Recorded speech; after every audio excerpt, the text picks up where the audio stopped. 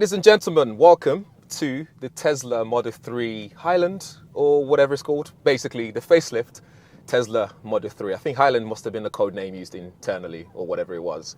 But yes, we're sat in the latest Tesla Model 3, and 6 years since the first inception of the Tesla Model 3. Arguably, they've done so much for the EV industry. They're now sort of like the standard when it comes to range and charge network and software and all that kind of stuff. In fact, to me, Tesla is a tech company that more than they are an actual car company. Oh, speed bump. Nothing's changed in that area.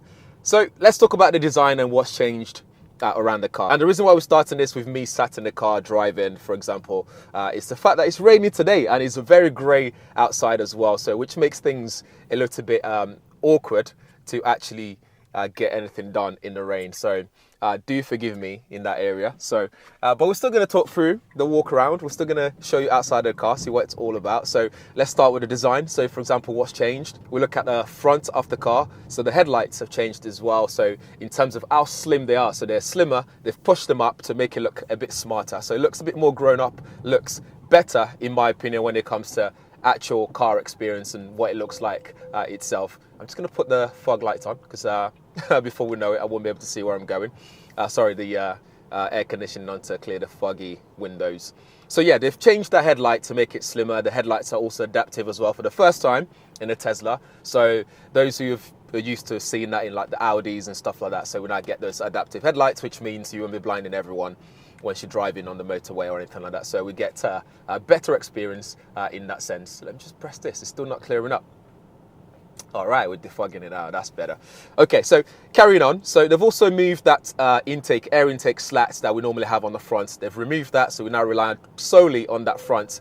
And the reason why we have this, by the way, that's beeping away because every time you get in the car, you have to stop the alert for going over the speed limit. So that's something to bear in mind. But back to that design, the way they've done it, the reason why they've done it is also because of the drag coefficient. So now this is the best drag coefficient that you get in any Tesla. You're looking at 0.218 or something like that. I'll leave all numbers on the screen. So that's reduced as well. So this is a lot more aerodynamic than you would your previous or the outgoing model. So that's something that's really good, which means they're able to keep the same battery, but give us longer range in the standard range that I'm in right now. So there's two versions, the long range, which is all-wheel drive, and the standard range that we have here. So this is, they're quoting just over around 318 miles or something like that on the WLTP, but every time I charge it up, I'm getting around 240. So again, I don't know how accurate that would be, but usually in the world of EV, it's never really bang on what they've said it will be. So that's something to bear in mind, but it's still, regardless, a long range, decent amount of range that you get in this car. The pricing are all different as well. Again, I'll leave all down the screen rather than me just spilling out all the numbers and stuff like that. What else has changed on the back as well? The tail lights are different as well. It looks snazzier. I love the new diffuser, which makes it look a bit sportier. Before, you'd have to get a performance version to get that sort of look. But now it doesn't look tired. Like I always describe cars as they look tired. But now it looks sharper, it looks smarter. I just love what they've done with it in terms of the updates. It's subtle, but it looks very good. On the inside though is where you get a bit more updates in terms of what you get in the car. So for example, they've now added ambient lighting. So now we've got this wraparound lights that goes all around the car, all the way. So that way we get this sort of premium experience in the car. I don't know why they've waited so long to have that in the car. They should have added that. They should have added that in the first place. It reminds me of the Volkswagen ID3, ID4, when you get those lights. What's great about that light is you can also change the colors as well. So you can pick whichever color that suits your mood. You have a color picker, you have solid colors that you can just pick straight away. One thing that would have been nice though is with this lights, if they were actually functional in the sense of beyond just being ambient lighting. So when you're charging the car, it'd be nice to have them also adapt to the charge status of the car or react to things like when you slam the brake or emergency braking, things like that. It would have been nice if they made it so it adapted to those things there.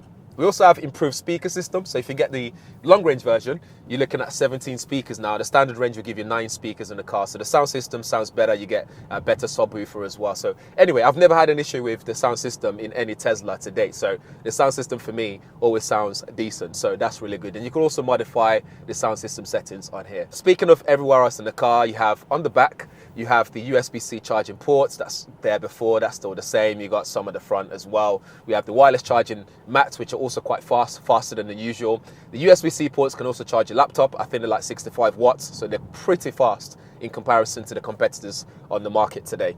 The seats is also updated as well, so you get a ventilated seat with the perforation on there. Even the back seats as well get heated seats, but I'm not sure if they get ventilated, but the front ones do get the ventilation. They can go cold or hot depending on the climate and what you want them to do.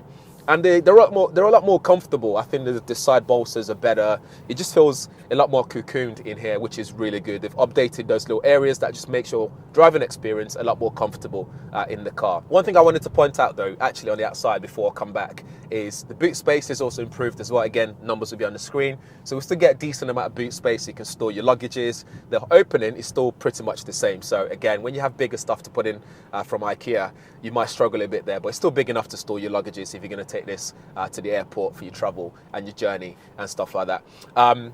The build quality still, it's better, but it's still not fully there yet in terms of the panel gaps. You can still sort of notice them, especially on the back. You can sort of see those panel gaps there. There's even cables hanging out of the door. So for example, the back door, I saw like a little yellow cable, I don't know what it is, was hanging out of it. I don't know what that's about. So product quality in terms of build quality, or making sure that products go out of the factory line, making sure they're all tipped up, that's still an issue in my opinion. So that's something Tesla still needs to work on. Another thing to update you on the outside is the wheels as well. So you have more wheels option on the standard version, for example. So those wheels on this one look really nice. Better in my opinion than the aero ones. So although the aero ones will improve the range of the car, so you have to pick between whether you want your car to look good or you want longer range in your car. Back on the inside, we look at the back seat. Again, the back seat feels a lot more comfortable, plenty of knee room, plenty of room for your feet to hang out, plenty of headroom as well. You got the panoramic roof, which you need a cover for in the summer, otherwise things get hot in here. It doesn't come as standard with the car. Again, let me go back to the outside. I forgot to mention the frunk. The frunk is still there, and there's plenty of space in there to store your charging cables and stuff, so you can make good use of the back. And the opening in the boot as well still there, so you can have extra space to store things in there. So back on the inside again. Sorry, we're going back and forth because I'm basically just thinking about my opinion about the car and telling you as it's going through my head in this video. So in the back, the passengers also get something extra now. So you get the display on the back, which is very functional. I really like that display. Again, I leave all numbers on the screen in terms of sizing and stuff like that. But the back screen allows you to do all the entertainment stuff. So you can watch YouTube, Disney+, Netflix, Twitch on there. You can play games, for example. You can even control the seat. So the passenger seat here, you can control it from there, which means you don't have to come out of the car to adjust the seat or move it forwards or anything like that if you want to stretch your feet for the passengers. Like I said already, you get the 2 USB-C ports. You can control the climate control on the back as well, so just for the back passenger. And before you mention it, you can also lock that screen so people don't start messing around with things or kids messing around with it when you don't want them to. The screen also allows you to do things like change, like I said, climate controller already, right? Yeah, so you can do that with that back screen.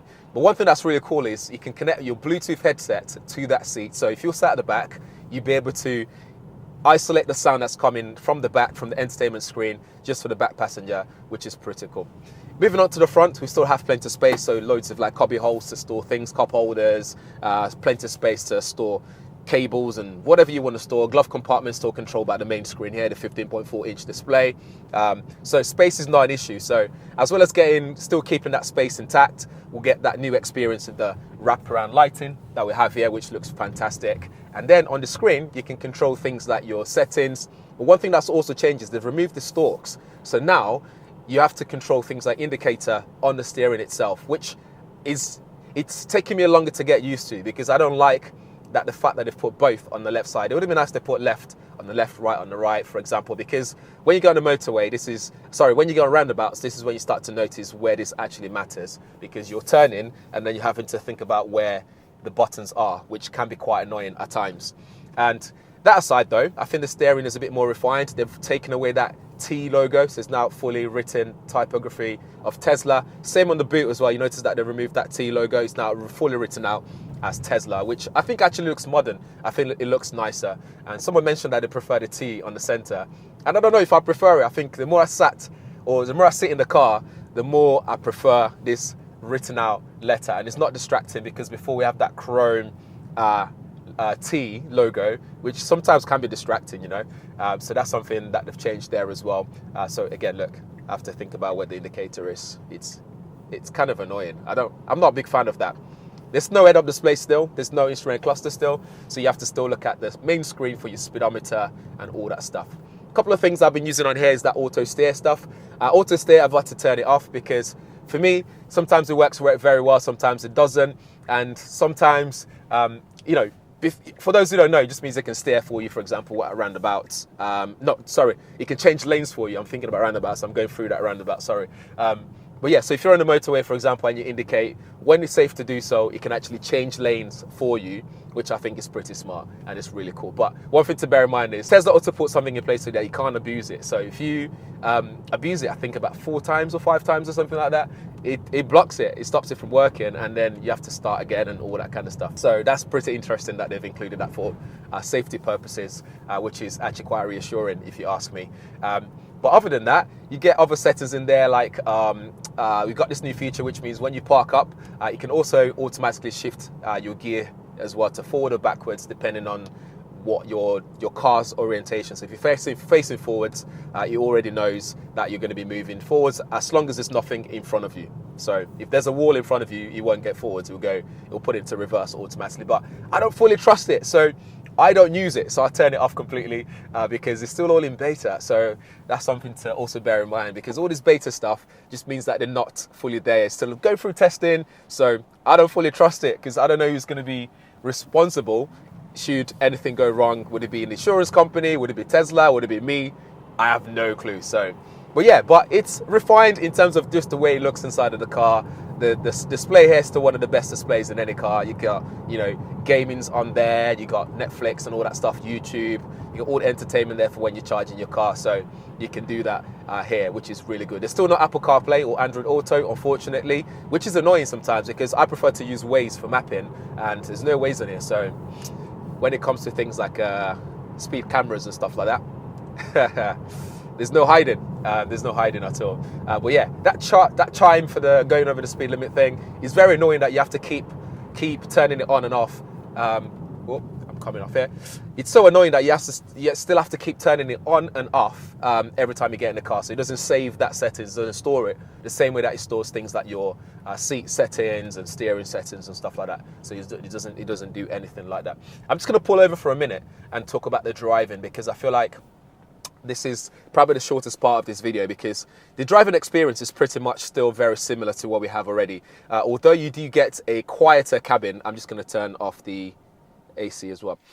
So we still get this a quiet cabin, but it's quieter now because they've reinforced the material that's used in it is much better. I think the doors are thicker as well in some way, or the materials that's used is thicker or something. But you get a bunch of like softer materials in there. It's a lot more premium. They've taken all those like fake wooden stuff. You know, I get this like nice cloth finishing on there, which is cool. So it's quieter in the cabin.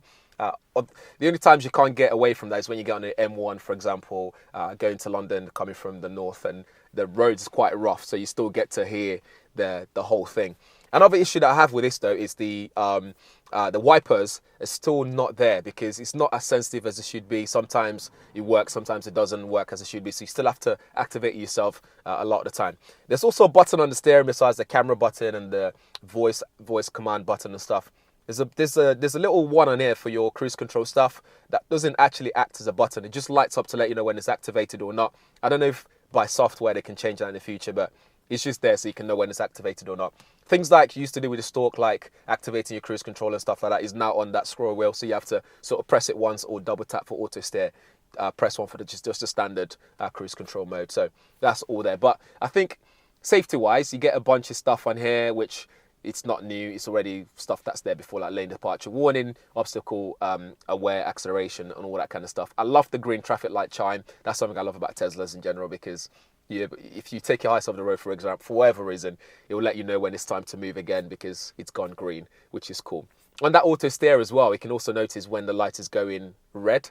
So that way it notices when to stop for you. But again, it notices every traffic light, and sometimes it works properly, sometimes it doesn't. With cruise control, you still have to be fully aware because sometimes it kind of just brakes when it thinks something's coming in your way, when nothing's coming in your direction, in your lane. So it kind of just brakes abruptly. So you have to still be aware of that because if there's cars behind you, that's going to be a collision to be aware of. But I think otherwise, it's refined. I think it's better. It's nicer.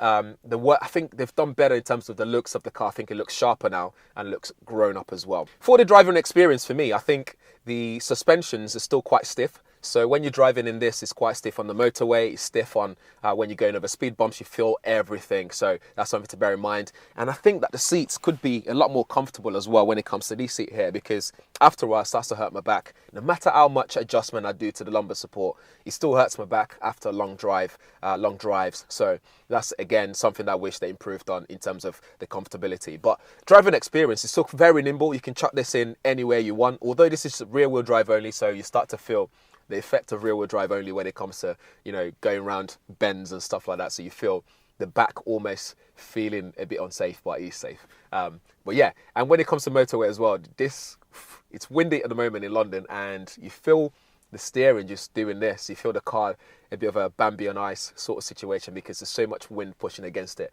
I don't know if that's something to do with the fact that this is not the all-wheel drive version. So all-wheel drive version I've driven in the past feels a lot more planted than this does. But yeah. But it's still very nimble, still very fast. I think 0 to 60 in like 5.8 seconds or something like that. So you still get decent amount of speed in this, which is really good. So I think the places where this shine is like range, the charge network, the phone app as well is really good in terms of being able to control this remotely. I've even used this for allowing my delivery people to chuck things in the boot in the past when I'm not there, because I just open it remotely, they lock it, everyone's happy, I get my delivery. They go about their business.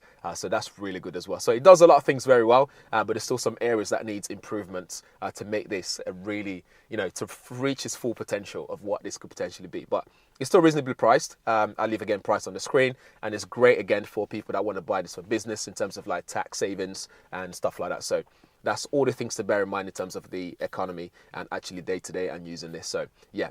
Let me know what you think in the comments below. I hope you've enjoyed the video. I know it's not the way that we normally do these videos. It's just a conversation about the car, and also the fact that it's raining today and it's awful outside. It's dark already. So yeah, thanks for watching. I'll see you guys in the next one.